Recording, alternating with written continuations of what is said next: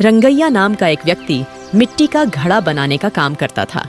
मिट्टी के बर्तन बनाने के अर्जित धन से वह आरामदायक जीवन व्यतीत करते थे। उनकी पत्नी का नाम गौरी है। वे दोनों पति पत्नी बहुत मेहनती थे। ये दोनों देवी दुर्गा के बहुत बड़े भक्त हैं। रंगैया के घर के बगल में एक बड़ा बंगला था। उस बंगले में सुरेश नाम का एक अमीर आदमी रहता था। उसमें कुछ ज्यादा ही घमंड है। वह गरीबों को हेय दृष्टि से देखता था। सुरेश की पत्नी का नाम कविता है। कविता को भी गरीबों की ज्यादा परवाह नहीं है। कविता और सुरेश दोनों देवी दुर्गा के भक्त हैं। गौरी, गर्मियां आ रही हैं। हमें और अधिक मेहनत करनी होगी। इस समय सबसे ज्यादा बर्तन बिकते हैं। मैं एक काम करूंगी। मैं भी सारी गर्मी आपके साथ काम करूंगी। यदि अधिक मिट्टी का घड़ा बनाई जाए तो हम अधिक बेच सकते हैं। फिर हमें पैसे भी ज्यादा मिलेंगी। हाँ, तुम सही कह रही हो, लेकिन क्या तुम ऐसा कर सकते हैं? दरअसल इस गर्मी के मौसम में बहुत धूप और बहुत गर्मी है। क्या तुम इस समय मेरे साथ काम कर सकते हो? लेकिन धूप में काम करना बहुत मुश्किल होगा। मैं यह जरूर कर सकती हूँ। अगर मैं इन 3 महीनों तक कड़ी मेहनत करूंगी तो थकूंगी नहीं। हमें जितना ज्यादा पैसा मिलेगा उतनी ही ज्यादा खुशी मिलेगी। हालांकि मेरे साथ दुर्गम्मा है, वह मेरी मदद करेगी। गौरी और रंगैया बात करते रहते हैं। उधर सुरेश और कविता अपने घर में बैठे ऐसे ही बातें कर रहे हैं। कविता, गर्मियां आ रही हैं। इस बार अपने बच्चों को जो हॉस्टल में है ले आते हैं। चलो उनके साथ हम मनाली चलते हैं। हाँ चलो, मैं भी मनाली जैसी जगहें देखने के लिए उत्सुक हूँ। मैंने सुना है कि गर्मियों के दिनों में ऐसी जगहों पर बहुत ठंड होती है। यहाँ की सड़ी गर्मी से दूर ठंडी जगह में खूब मजा आएगी। ठीक है, लेकिन बच्चों से अभी फोन पे बात करो। 2 दिन में हॉस्टल से आ जाएंगे और फिर हम सब एक साथ आराम से इसका आनंद ले सकते हैं। तो सुरेश और कविता ऐसे ही एक दूसरे से बातें करने लगे। इस बीच बाहर एक शोर सुनाई देता है। उस गांव में एक दुर्गा माता का मंदिर था। उस मंदिर से जुड़ा एक व्यक्ति, जिसे वीर्या कहा जाता है, अपने हाथ में ढोल बजाता है और पूरे गांव में डंडोरा बजाता है। घर के सभी लोग उस डंडोरा को सुनने के लिए घर से बाहर आ जाते हैं। मैं हमारे गांव के लोगों को सूचित करना चाहता हूं कि कल से हमारे गांव में मेला शुरू होने जा रहा है। इसलिए जो लोग गांव के हैं और जिन्होंने ये घोषणा सुनी है, उन्हें गांव से बाहर जाने की इजाजत नहीं है। साथ ही नए लोगों को गांव में प्रवेश की इजाजत नहीं है। मेला पूरे 1 महीने तक लगता है। इस महीने में गांव के सभी लोगों को बड़ी श्रद्धा से पूजा करनी होती है। इसलिए मैं गांव के सभी लोगों से दुर्गा माँ के अवसर पर शुरू होने वाले मेले को सफल बनाने के लिए कह रहा हूँ। इस तरह वीर्या डंडोरा लगाती है और वहां से चली जाती है। अरे, अभी डंडोरा लगाया क्या? 2 दिन और रुककर डंडोरा लगाते तो अच्छा होता। उस समय तक हम अपने परिवार के साथ मनाली में होते। ईमानदार होकर यहाँ पर ही रहो। मुझे बताओ, हम क्या कर सकते हैं इसमें? कभी कभी बस ऐसा ही होता है। हमें महीनों तक इस गांव में रहना होगा। इस प्रकार सुरेश और कविता बात करते हुए ऊपर बालकनी से देखता है। अरे गौरी, हमें 1 महीने तक दुर्गा माँ की सेवा करने का अद्भुत अवसर मिला। हमें इस अवसर का लाभ उठाना चाहिए, है ना? हाँ, आप जो कह रहे हो वो सच है। चलो हम लोग महीनों तक बड़ी श्रद्धा से पूजा करेंगे। इस गांव की एक परंपरा है। जो लोग श्रद्धा से पूजा करते हैं, उनके घर महीने के आखिरी दिन किसी न किसी रूप में माताएं आती हैं। इसीलिए हम इस महीने को मिस नहीं करेंगे। हमें यथासंभव माँ दुर्गा की सेवा करनी चाहिए। तो रंगैया और गौरी बात करते रहते हैं। ऊपर बालकोनी पर सुरेश और कविता उनकी बातों पर हंस रहे हैं। सुरेश रंगैया से यह बात कहता है। क्या आप दुर्गा माँ को अपने घर आने के लिए पूजा करते हो? आप चाहे कुछ भी कर लें, आप जैसे गरीबों के घर कभी दुर्गा माँ नहीं आएंगे। क्या आपको लगता है कि दुर्गा माँ कोई साधारण महिला है? यह उम्मीद न करें कि दुर्गा माँ आपके घर आएंगी।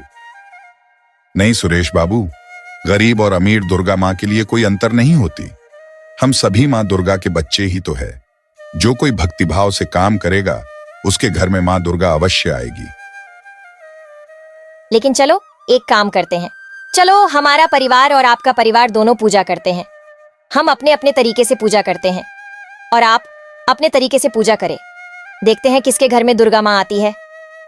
इस प्रकार कविता रंगैया के परिवार से प्रतिस्पर्धा करती है। इसीलिए अगले दिन से रंगैया का परिवार और सुरेश का परिवार दोनों अलग अलग पूजा करना शुरू कर देते हैं। हम आमिर लोगों के साथ प्रतिस्पर्धा नहीं कर सकते, लेकिन वे अभी भी अपने आग्रह पर हमसे प्रतिस्पर्धा कर रहे हैं। आइए हम इस प्रतियोगिता को पूरी तरह से दुर्गा मां पर केंद्रित करें। हमारे पास जो कुछ भी है, हम उसी से ही प्रेम पूर्वक देवी को अर्पित करेंगे। हाँ, मैं भी यही सोच रही थी। मैं घर में मौजूद चीजों से प्रसाद बना रही हूँ। तैयार हो जाओ और उस पूजा कक्ष को साफ करो। तो रंगैया भगवान के कमरे की सफाई कर रही है। इस बीच गौरी प्रसाद लेकर आती है। मां दुर्गा की छोटी सी मंदिर को फूलों से सजाती है। इसके अलावा वे देवी को पके हुए खाद्य पदार्थ भी चढ़ाते हैं। इस प्रकार वह पति पत्नी रंगैया और गौरी देवी की पूजा कर रहे हैं। इसी बीच सुरेश और कविता उनके घर के अंदर आए। अरे, अभी तक आपकी पूजा नहीं हुई है क्या? हम सुबह जल्दी उठे और पूजा पूरी की। अरे अपने देखा, आपके घर में देवी दुर्गा की मूर्ति भी नहीं है, सिर्फ एक तस्वीर है। उस तस्वीर पर सिर्फ एक गुलाब का फूल है। क्या आप जानते हैं कि हमारे घर में दुर्गा माँ की एक मूर्ति है? हमने मूर्ति पर चमेली के फूलों की माला चढ़ाई। हमने एक नई रेशमी साड़ी भी सजाई है। आइए आपको दिखाते हैं। यह कहकर सुरेश और कविता रंगैया और गौरी को अपने घर ले जाते हैं। सुरेश और कविता ने अपने घर को बहुत अच्छे से सजाया है। दुर्गा माँ के सामने तरह तरह के पकवानों का भोग लगाया गया था। साथ ही दुर्गा माँ की मूर्ति भी चमक रही है। आपने देवी दुर्गा को केवल एक ही खाने का सामान दिया। देखिए, हमने 5 तरह का खाना बनाया है। अगर हम इस तरह हर दिन पूजा करेंगे तो माँ हमारे घर जरूर आएंगी। देवी दुर्गा की भक्ति करने में बहुत पैसा खर्च होता है। क्या समझ में आई? इसलिए सुरेश और कविता रंगैया और गौरी को घर ले जाते हैं और उनका अपमान करते हैं। दुखी होकर रंगैया और गौरी बिना कुछ कहे अपने घर चले जाते हैं। तो उस दिन से वे पूजा करना शुरू कर देते हैं। रंगैया और गौरी अपने पास मौजूद चीजों से बड़ी श्रद्धा से पूजा करते थे, लेकिन सुरेश और कविता हांगुलू चिल्ला चिल्ला कर पूजा करते थे। 1 महीना बीत जाता है। महीने के आखिरी दिन दोनों परिवार दुर्गा बेदी का इंतजार करते हैं। अब मेरे जाने का समय हो गया है, यह कहते हुए दुर्गा एक सामान्य महिला में बदल जाती है और रंगैया और गौरी के घर के अंदर चली जाती है। मुझे बहुत भूख लगी है, कृपया मुझे कुछ खाना दो ना, प्लीज। इस प्रकार वो साधारण महिला रंगायणी दोनों पति पत्नी को यह पूछते हैं। जब दोनों पति पत्नी को एहसास हुआ कि यह महिला दुर्गा देवी हो सकती है, तो वे उसकी बहुत देखभाल और पूजा करने लगे। उसके बाद गौरी बड़ी श्रद्धा से बनाया हुआ भोजन दुर्गा माँ को परोसती है। इसके बारे में जानने के बाद सुरेश और कविता रंगैया के घर आते हैं। जब सुरेश ने देखा कि उसकी माँ देवी उसके घर में खाना खा रही है, तब अरे माँ, आप इतने मनहूस घर में क्यों आई हो? यहाँ तो हवा नहीं है, पंखा भी नहीं है। चलो हमारे घर चलते हैं। इतना कहकर सुरेश और कविता खाना खाते समय दुर्गा देवी के हाथ पकड़कर अपने घर ले जाना चाहता था। यह देखकर माँ दुर्गा को बहुत गुस्सा आ गई। एक सामान्य महिला के रूप में मौजूद दुर्गा अपने मूल रूप में बदल जाती हैं। क्या कर रहे हो? मैं शोर शराबे वाली जगह पर नहीं रहती। मैं केवल उन्हीं स्थानों पर रहती हूँ जहाँ शुद्ध प्रेम और भक्ति होती है। इस महीने इस जोड़े ने मुझे बड़े प्यार से प्यार किया, परंतु तुमने अपने सम्मान के लिए मेरी पूजा की, इसलिए मैं उनके घर आया। अपना अभिमान छोड़ो। उस पर विजय पाने के लिए तुमने मेरी आराधना की। तुम्हारा पूजा में कोई भक्त नहीं था। तुम अमीर हो, इसलिए तुम्हारा अहंकार ज्यादा है। इतना कहकर सुरेश और कविता को होश आते हैं। वे दुर्गा के पैरों पर गिर पड़े और माफी मांगने लगे। तो दुर्गा ने उन सभी को आशीर्वाद दिया और वहां से गायब हो गईं। अंबापुरम में एक सुंदर विद्यालय था। उस गांव के सभी बच्चे उस स्कूल में पढ़ते थे। चूंकि वह एक बहुत ही गरीब गांव था, उस स्कूल में बहुत कम बच्चे पढ़ते थे और उस स्कूल में बच्चों को पढ़ाने के लिए केवल एक शिक्षिका थी। उसका नाम कल्पना थी। वह स्कूल के पास ही एक घर में अपनी मां के साथ रहती थी, जिसकी नाम थी वैदेही। अरे बेटी कल्पना, गांव में हर कोई मुझसे पूछता रहता है, मैं उनके सवालों का जवाब नहीं दे सकती। वो आपसे क्या पूछते रहते हैं? आप किस बात का जवाब नहीं दे पा रहे हैं? वह लोग और क्या पूछेंगे? पूछते हैं कि कब कर रहे हो अपनी बेटी की शादी। मैं उन लोगों का सवाल सुन सुनकर थक चुकी हूँ, इसलिए बेटी तू ही बोल दे, शादी कब कर रही है? मैंने तुमसे कहा था ना माँ, जब तक तुम ठीक नहीं हो जाती मैं अपनी शादी नहीं करूंगी। ठीक है, और अब मैं स्कूल जा रही हूँ, याद करके अपनी गोलियां ले लेना। तो कल्पना स्कूल के लिए निकल पड़ी। कल्पना के स्कूल के रास्ते में एक श्मशान था। कल्पना को स्कूल जाने के लिए उस श्मशान को पार करना पड़ता था। कल्पना डर डर के साथ स्कूल जाती थी। अरे शमशान आ गया है, मैं बिल्कुल भी उस तरह नहीं देखूंगी। यहाँ से जितनी हो सके जल्दी चली जाती हूँ। इतना कहकर कल्पना शमशान की ओर देखे बिना ही स्कूल चली जाती है। कल्पना स्कूल जाते ही पढ़ाना शुरू कर देती है। बच्चों, तुम हर रोज स्कूल आओगे तो तुम्हारा भविष्य सुंदर होगा। मैंने सुना है कुछ बच्चे स्कूल छोड़कर काम पर चला गया है। ऐसा करना बहुत गलत है। जब कल्पना ने ऐसा कहा तो उनमें से एक बच्चे राजू ने यह बात कही। टीचर, वह बच्चे तो पढ़ना चाहते हैं, हम हर दिन स्कूल आना चाहते हैं, लेकिन हमारे माता पिता हमें काम पर ले जाते हैं। वे जो कहते हैं उसे सुनना ही होता है। हाँ टीचर, वे कहते हैं कि अगर तुम स्कूल ना जाके तुम हमारे साथ काम करने आते हो तो तुम्हें दिन में कम से कम 3 बार भोजन मिलेगा, नहीं तो भूखा रहोगे। लेकिन इसमें आपकी गलती नहीं है। मैं समझती हूँ कि मुझे आपके माता पिता से बात करनी चाहिए। मैं आज शाम को स्कूल के बाद तुम्हारे साथ तुम्हारे घर आऊँगा। मैं तुम्हारे माता पिता से बात करूँगा, मैं उन्हें मना लूँगा। इस प्रकार कल्पना बच्चों को पाठ पढ़ाती है। दोपहर में कल्पना बच्चों के साथ बैठकर खाना खाती थी। कल्पना और बच्चे दोस्त की तरह थे। इस तरह स्कूल का दिन खत्म हो जाता है। टीचर, आज आपने कहा था कि आप हमारे साथ घर चलेंगे। हाँ, मुझे याद है। आज मैं आप सभी के घर आऊँगा और अपने माता पिता से बात करूँगा। तो कल्पना बच्चे के माता पिता के घर जाती है। कल्पना सबसे पहले राजू के माता पिता के घर जाती है।